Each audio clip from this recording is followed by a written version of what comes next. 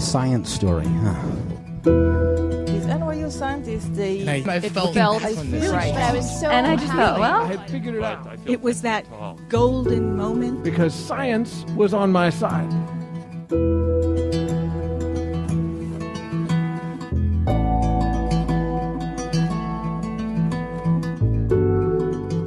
Hi everyone, I'm Ben Lilly, and welcome to the Story Collider, where we bring you true personal stories about science. This week's story is from Paula Croxson. It was recorded in January 2016 at the Crane Theater in New York as part of our show at the Horse Trade Theater Group's annual STEM Fest.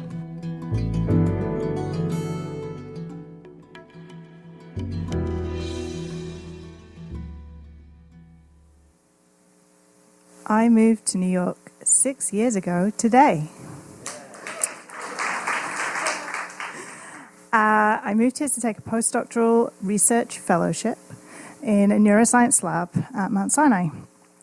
And I was prepared for a change. I was prepared for a transatlantic move, being further away from my friends and my family. I was prepared for the incredibly challenging, competitive, difficult job and career path that I had chosen for myself. But I wasn't really prepared for the cultural differences between you guys and us English.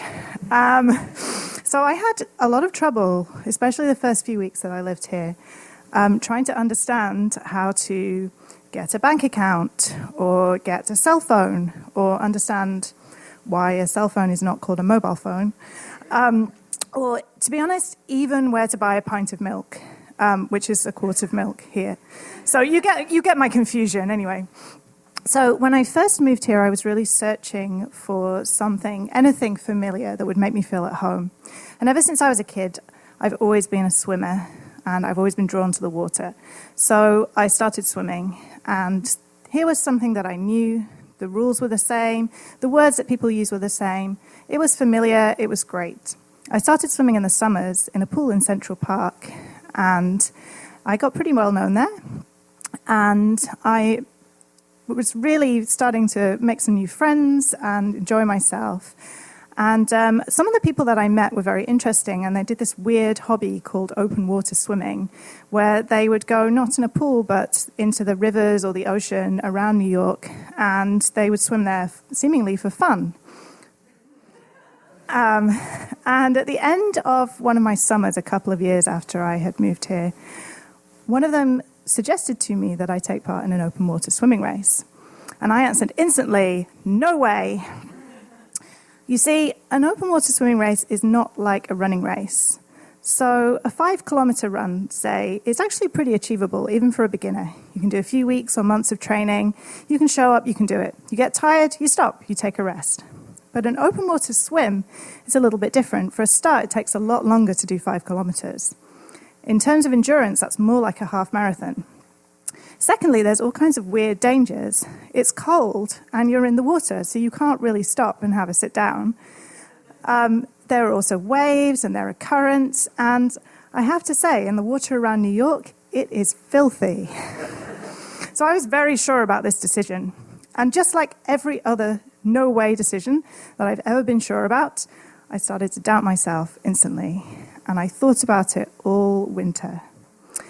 And when the summer rolled around again, I thought, well, I'll just try it.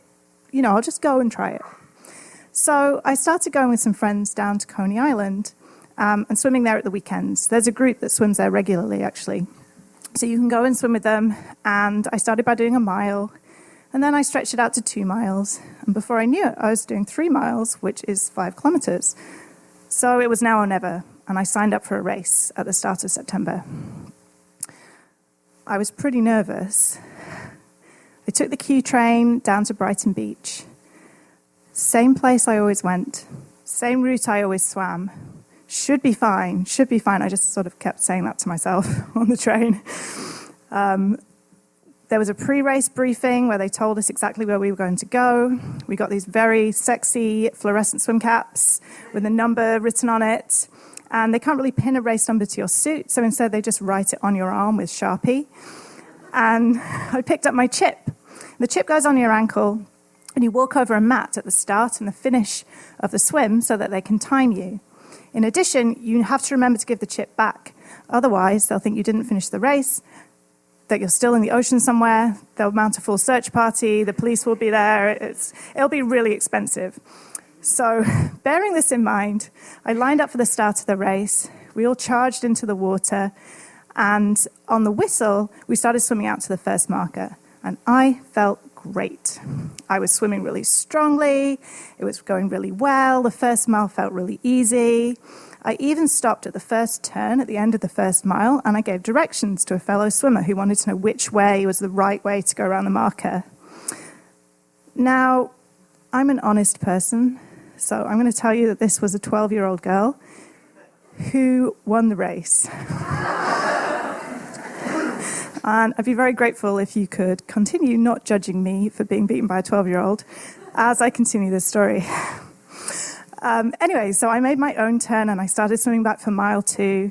And I'm swimming, and I'm swimming, and I'm thinking to myself, wow, they really moved the markers on me. It's taking a lot longer to get back to that marker than I remembered. Maybe I'm lost. Well, I can't really be lost. The beach is right there on my left. There's a giant fairground. Yep, I'm pretty sure that I'm not lost. What's going on? And then I realized it was the current. The reason I had such a great swim going there on the first mile was the same reason I was having such a rough time going back on the second mile. The current was pushing directly against me, and boy, was it strong. In addition, I was starting to get really cold by this point.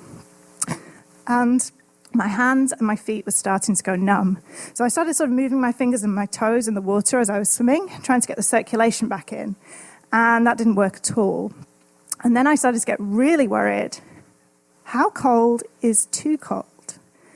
So I knew that swimmers could get hypothermia, and I knew that it was bad, and I didn't really know how you told before it got really bad and you lost consciousness.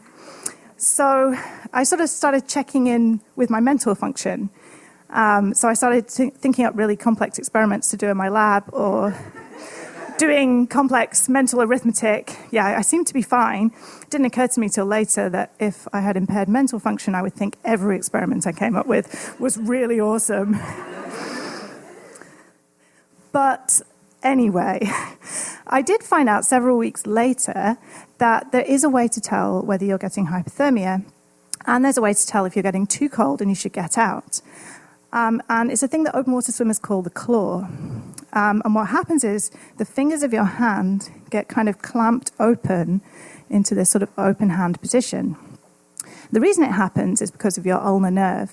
So that's a nerve that runs down your arm through your elbow, and it's the same one that you hit when you hit your funny bone. And the reason it's so easy to hit your funny bone is because it's very close to the surface of the skin. Same reason that it gets cold before a lot of other things do. When it gets cold, it kind of jams on, causing the tendons of your fingers to spread apart. Because you don't have any muscles in your fingers, you can't pull them back together again no matter how hard you try. So initially, you can tell if you have this because you can't touch your pinky finger to your thumb anymore. And when it gets really bad, you can't even touch your index finger to your thumb. And at that point, you should get out. Well, I didn't know any of that, so I just carried on swimming. And I got to the end of mile 2, and I should have been feeling really good by this point because I was 2/3 of the way through the swim, not much longer to go, another half mile against the current and then back with it. And I was passing the point of the beach where we had done the start, so I just glanced over at the beach, and horrified, I noticed that there were a lot of people on the beach. Oh my God, everyone else had finished the race already. I was definitely in last place. This really upset me a lot more than the cold. And I was half-minded to quit at this point and just suck it in and get out. But I kind of wanted to know if I could do it at this point. And so I carried on anyway, even though by this point I couldn't feel my hands, I couldn't feel my feet, I couldn't feel the inside of my mouth, my teeth were chattering, and I was shivering like crazy. So again, later, I found out that shivering is really, really bad when you're in the water. So actually, shivering is a really adaptive thing that we've developed to generate heat, and it's fantastic. So when you're on land, your muscles are moving around, you're generating a lot of heat, keeps you warm. When you're in the water, the heat gets sucked away from you around 30 times faster than it does in the air. So you will get cold incredibly rapidly, all of that heat will be wasted, and you'll burn your energy and get really tired. So it's really not great when you start shivering. However, it's not nearly as bad as when you stop shivering. That means you've reached the dangerous number of 32 degrees C body temperature.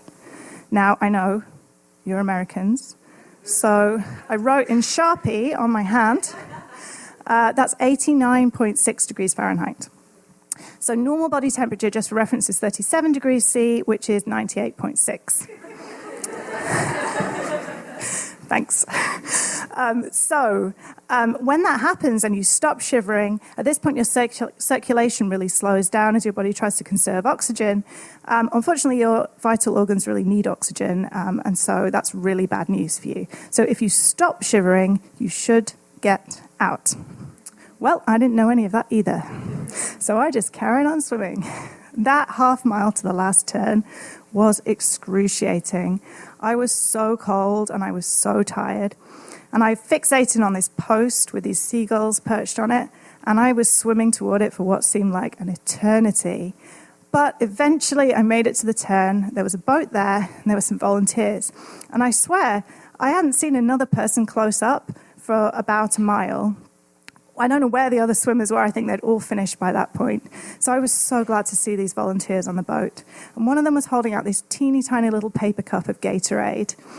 I kicked toward it. It took me a few kicks to grab it because the current was so strong. I hate Gatorade. It tasted amazing. And he said to me, "Great job. You're going to have a great swim home." And I realized, oh, he's right. The current's my friend again. So I stuck my head down and I sprinted for the finish. It took way less time than any of the other parts of the race. I got to the beach. I stood up triumphantly and I fell over. My legs had completely stopped working. So instead of the kind of triumphant run to the finish line, I ended up hobbling. I also didn't know that I had a kind of beard of ocean debris clinging to my face. So I learned after that to wipe off before the finish line photo. So I crossed the finish line, and the volunteer there said to me, "Well done, you finished." Took me a moment to realize what she said. Oh, everybody else quit. The conditions were so tough.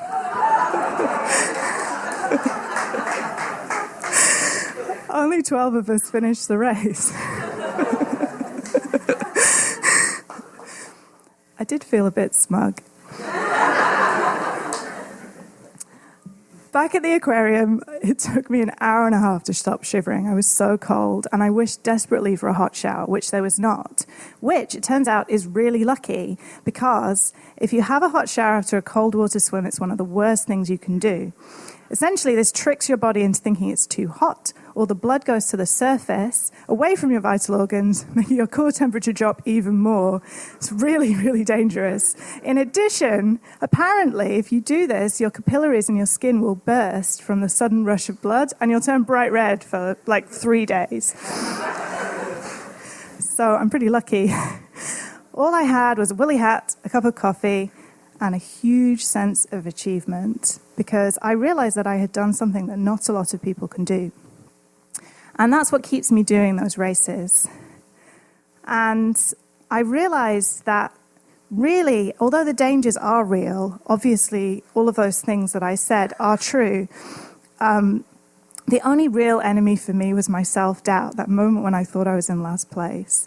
So all I really had to do was know what I could do, stick to my plan, believe in myself, and maybe know about the dangers of cold water swimming instead of just guessing.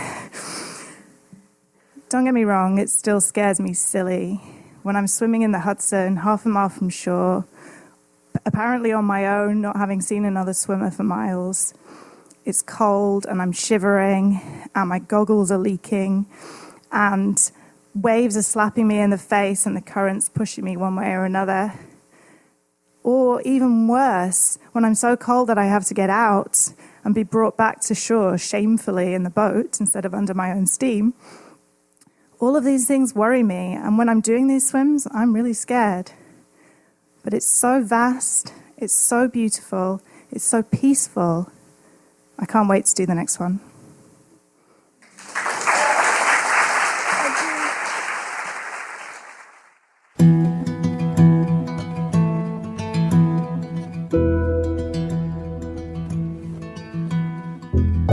That was Paula Croxson. Paula's a neuroscientist at the Mount Sinai School of Medicine, where she researches the brain mechanisms and chemicals that are responsible for memory. In case you couldn't tell, Paula is from the UK, and before coming to New York, she received an MA in Natural Sciences from the University of Cambridge, and an M.Sc and a Ph.D. in Neuroscience from the University of Oxford. When she's not doing science, she plays the flute, and she blogs for Psychology Today. The Story Collider is produced by me, Brian Wecht, Aaron Barker, Ari Daniel, Christine Gentry, Skylar Bear, Shane Hanlon, Rosie Waldron, and Liz Neely, with help from Ariel Miller. The podcast is produced by Rose Eveleth, and the theme music is by Ghost. We're grateful for the support of the Simons Foundation, who helped make all of this possible. Special thanks to Union Hall for hosting the show, and to school for starting again. Thanks for listening.